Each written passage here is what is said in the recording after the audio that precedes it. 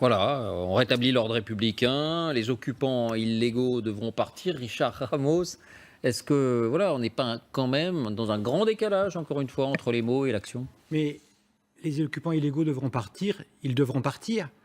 Par contre, là, on a vu un Ils sont pas gouvernement. encore partis. Mais moi, je pense que encore une fois, ce morcellement dans la technique va faire en sorte que l'affaire va se terminer.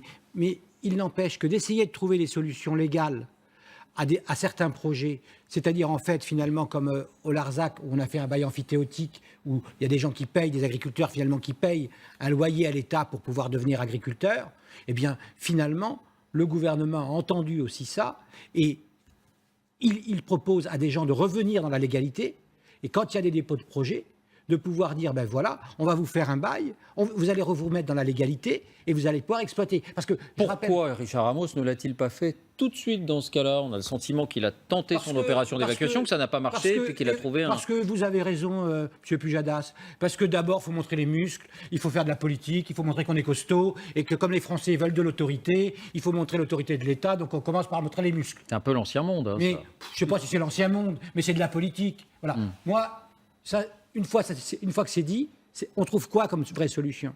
La vraie solution, c'est qu'on doit se dire, là où les gens sont illégaux, là où les gens finalement n'ont pas de projet sur ce territoire-là, mais encore une fois, comme dans les facs, ils cherchent la confrontation, il faut avoir une confrontation qui soit dure et les faire sortir.